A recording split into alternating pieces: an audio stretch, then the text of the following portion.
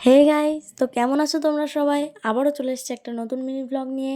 এটা চড়কের দিনের mini blog. তো আমরা এখন সেজে গুজে চলে যাচ্ছি চড়কের মেলাতে। হ্যাঁ, তোমরা হয়তো এখন অনেকেই বলবে যে চড়ক তো অনেকদিন চলে গেছে, তাহলে এখন কেন ভিডিও আপলোড করছি? কেন জানি না, এই ভিডিওটা আপলোড করতে গেলে একটা প্রবলেম হচ্ছিল। তো প্রবলেমটা যখন আর নেই, তাহলে ভাবলাম ভিডিও যখন করেছি তাহলে তোমাদের সঙ্গে শেয়ার করা যাক। মেলাতে গিয়ে মা প্রথমেই পুজো দিয়ে আসলো।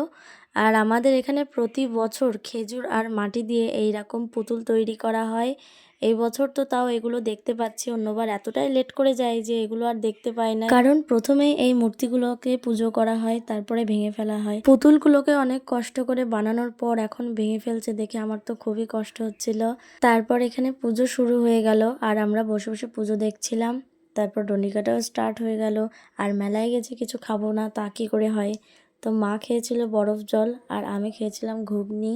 পরদিন থেকেই যেহেতু বৈশাখ মাসের শুরু, আর বৈশাখ মাসে তো তুলসী মন্দিরে ঝরা পাতা হয়, তার জন্য মা এখান থেকে একটা ঝরা পছন্দ করে কিনছিল। আর মেলা থেকে আমি এই ব্রেসলেটটাও নিয়েছিলাম। আমার তো এই ব্রেসলেটগুলো খুবই ভালো লাগে, ওর জন্য আমি মেলাতে গেলেই এই ব্রেসলেট কিনি একটা। তো কেমন লাগছে তোমরা অবশ্যই কমেন্ট করে জানাবে। আর এই চশমাটাও আমি একবার ট্রায়াল দিয়েছিলাম। আর ওই দিন এত গরম পড়েছিল যে আমরা সবাই একটা করে রাবড়ি আইসক্রিম খেয়েছিলাম। আর আইসক্রিম খেতে খেতে আমরা বাড়ি চলে এসেছিলাম। আজকের মতো ব্লগটা এখানেই শেষ করছি। তোমাদের সঙ্গে দেখা হবে পরবর্তী মিনি ব্লগে। বাই।